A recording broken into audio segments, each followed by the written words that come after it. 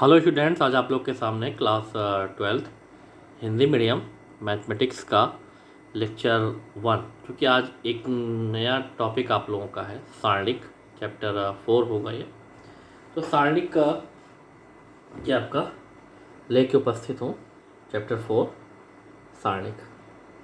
सारणिक या जिसको हम ये कहें डिटर्मिनेंट।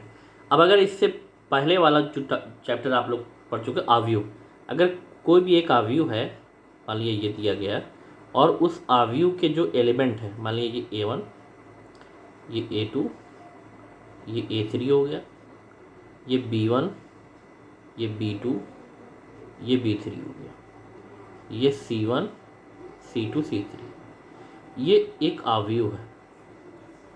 इस आव्यूह का एक जो कंडीशन इसकी कि इसकी कोई एग्जैक्ट के वैल्यू की नहीं होती, लेकिन इस आव्यूह का हम सारणिक निकाल सकते हैं। अब इसका अगर सारणिक हम निकालें तो उसको हम चाहे तो डेल्टा से हम लिखते हैं, चाहे डिटर्मिनेंट ए लिखें, और चाहे उसको ऐसे सारणिक का जो सिंबल है उसको इस टाइप से लिख दें, और इसके जितने भी एलिमेंट है वो ऐसे ही लिख देंगे। और इसको सारणिक का जो सिंबल था कि बिग ब्रैकेट के बजाय यहाँ पे इसको हमने ये सिंबल, दो खड़ी लाइनें यहाँ पर ऐसे लगा दी, इनसे ये बाउंड करें। तो ये दिखा रहा है कि ये हो गया जो आव्यूह ए के दिया गया था उसका हमको सारणिक निकाल। अब सारणिक की जो क्वालिटी ये है कि इसमें इसका एक निश्चित मान होता है। सारणिक का एक निश्चित मान इसमें होता है, ठीक है। अब दूसरी बात यह है कि अगर कोई भी अगर वर्ग आव्यूह है तो ही उसका हम सारणिक निकाल सकते हैं। अगर वर्ग आव्यूह के नहीं है, वर्ग आव्यूह का मतलब कि 1/1 या 2/2 या 3/3 या 4, मतलब अगर के 2 रो है तो पंक्ति भी 2 पंक्ति है तो 2 स्तंभ भी हो, या 3 पंक्ति है तो 3 स्तंभ भी हो, या 4 पंक्ति है तो 4 स्तंभ भी हो, मतलब वर्ग आव्यूह जिसको हम बोलते हैं, उसी वर्ग आव्यूह को ही या उसी का हम सारणिक फाइंड आउट कर सकते हैं। अगर आव्यूह आपका स्तंभ जो भी है वो उसमें के स्तंभ उसमें 3 है और जो पंक्ति है वो 2 है, तो ये आपका हो गया आयताकार। ये वर्ग आव्यूह फिर नहीं होगा। तो जब आयताकार आव्यूह है तो उसका फिर सारणिक भी निकालना संभव नहीं, ठीक। तो अगर कोई भी आव्यूह है वर्ग आव्यूह, उसी का सारणिक हम निकाल सकते, एक तो ये। अब अगर कोई भी आव्यूह है उसका सारणिक अगर हमें निकालना है तो कैसे उसको हम निकालेंगे उस सारणिक का मान। तो पहले इसमें हम ले रहे हैं कि अगर 2 ऑर्डर का कोई भी आव्यूह है, हम एक छोटा सा इसमें हम ले रहे हैं, मान लीजिए ये एक आव्यूह है, इसमें A1, ये A2, ये B1, ये B2, ठीक। ये इसमें आव्यूह है। अब आव्यूह के एलिमेंट है ये तो, और आव्यूह है इसका A। अब इसका अगर हमें सारणिक निकालना है तो हम क्या करते हैं, इसको सारणिक के रूप में चाहे इस फॉर्म में लिख लेंगे। अब सारणिक के रूप में लिखा है तो ये सारणिक का जो सिंबल है उसी को हमें लगाना होगा, और जितने भी एलिमेंट है एज इट इज इसको ऐसे ही लिख लेना, B1 B2 हो गया। अब अगर इसको हम क्या करेंगे, अगर इसको आप देखो तो ये है इसके विकर्ण, ये एक ये विकर्ण है, एक ये विकर्ण, ठीक।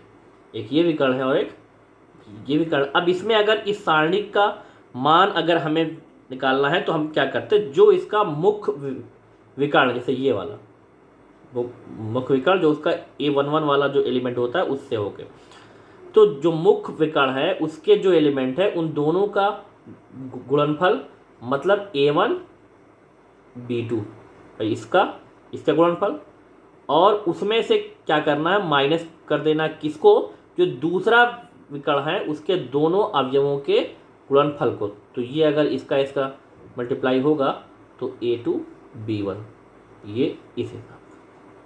तो ऐसे अगर कोई भी कि दो, या हम कह सकते हैं कि दो ऑर्डर की अगर कोई भी सारणिक हो, या अगर कोई भी स्क्वायर अवयव है तो उसका हमें अगर सारणिक निकालना है तो इस टाइप से हम निकाल सकते हैं। अब ये है कि जब इसमें सिर्फ 4 ही एलिमेंट हो, मतलब 2 ऑर्डर की सारणिक हो, तो इसका एक यहीं पे एक क्वेश्चन हम ले रहे हैं। मान लीजिए एक हमारे पास सारणिक ही दे दी गई, इसमें जो एलिमेंट है 3, 4, 1, -2, ठीक। अब अगर इस सारणिक का हमें क्या निकालना है, मान निकालना है, तो अब अगर इस सारणिक का मान अगर हमें निकालना होगा तो अब क्या करेंगे भाई, ये है मुख्य विकर्ण, इसका इन दोनों का गुणनफल हो जाएगा, तो 3 × -2, फिर ये माइनस तो फॉर्मूले में रहता है, फिर ये 1 × 4 हिसाब से।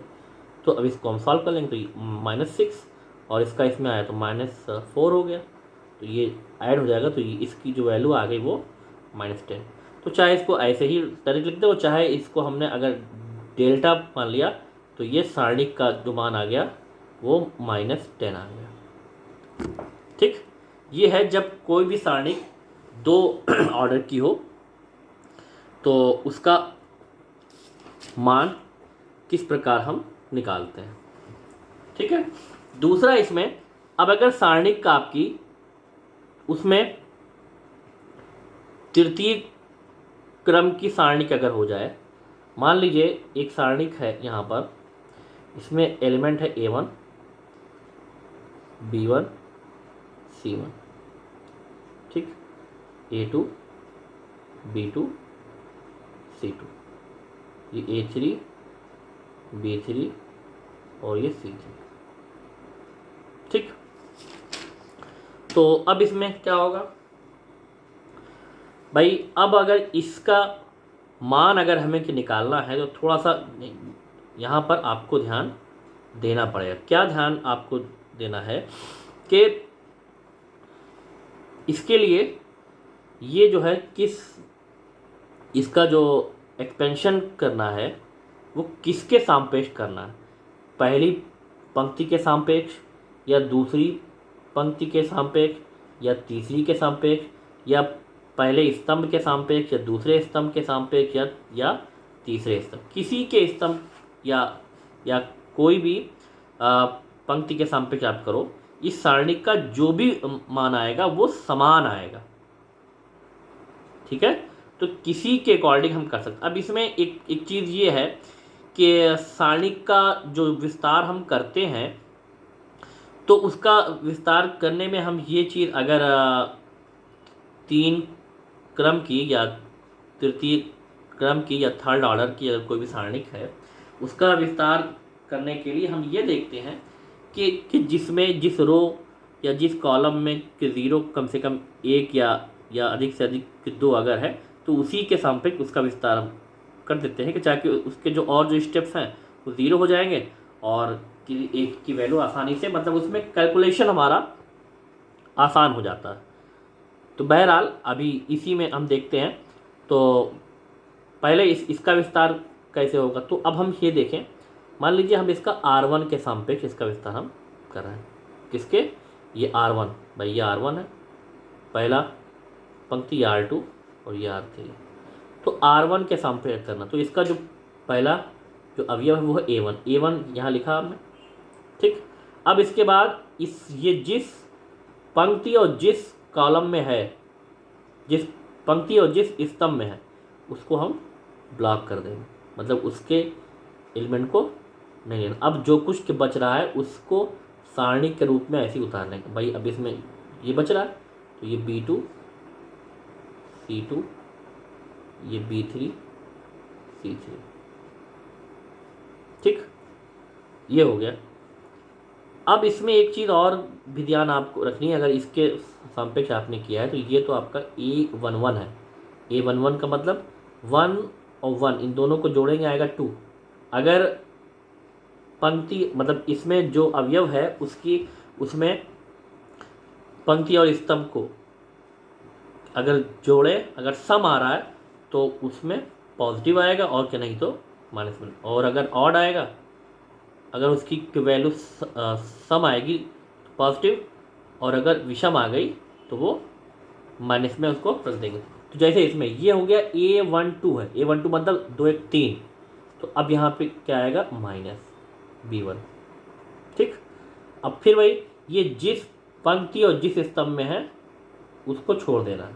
ठीक, तो अब क्या, इसको छोड़कर एक सारणी हमारी ये बन रही है A2 C2 A3 C3। फिर यहाँ पे ये, अब ये तीसरा भी भाई, तीसरे का मतलब ये हो गया A13 13 मतलब 3 1 4 सम, तो सम मतलब प्लस C1। और ये जिस पंक्ति और जिस स्तंभ में है उसको हमने ब्लॉक कर दिया, तो A2 B2 और A3 B3।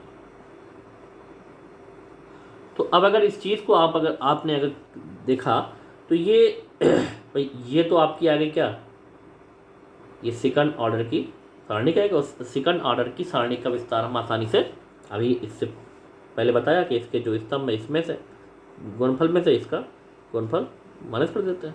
तो इसको अगर हम लिखें तो ये A1, और जब इनका गुणनफल होगा तो इसको हम B2 C3 minus B3 C2। ठीक, फिर ये माइनस ये B1 इसका ही हो जाएगा, ये A2 C3 minus A3 C2, और फिर ये प्लस C2 C1, इसमें भी आपका A2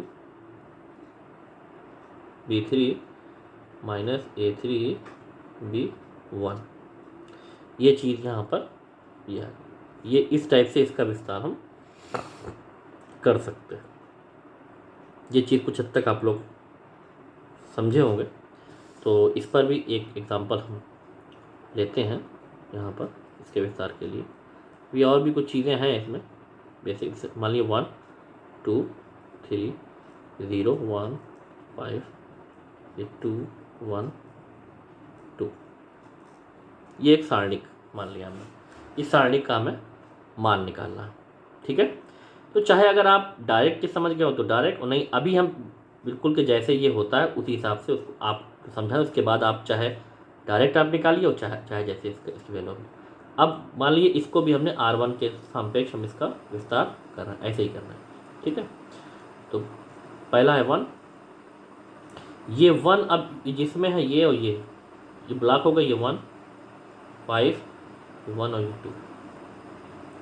फिर दूसरा वाला तो ये माइनस हो जाएगा यहाँ पर, अब ये ब्लॉक हो गया और ये ब्लॉक, तो ये 0 5 2 2, और फिर ये प्लस 3, तो इसमें जो आपका ये ब्लॉक हो गया 0 1 2 1। अब इसका एक्सपेंशन कर लेंगे, ये 1 फिर यहाँ पे 2, ये -5, ये -2, इसका एक्सपेंशन ये 0, और ये 5 to the 10 -10 हो गया। फिर ये +3, और ये इसका एक्सपेंशन 0 हो गया, इसका इसमें ये -2 हो गया। इसको अब हम सॉल्व कर लेते हैं, तो ये 1 यहाँ क्या मिलेगा -3 मिलेगा, -2 -10, +3 -2, अब क्या हो जाएगा -3 +20 -6 होगा। अब ये 20 और -9 कितना आ गया 11, तो ये डिटर्मिनेंट का जो मान आ गया वो आ गया। तो ऐसे इसका विस्तार और इसका एक्सपेंशन हम कर सकते हैं कोई भी अगर सारणिक हो। अब इसमें कुछ और भी इन सारणिक की कुछ कंडीशंस हैं, कुछ और भी उसके गुणधर्म हैं कि जिसको हमें समझना होगा। तो आइए इस चीज़ को हम देखते हैं।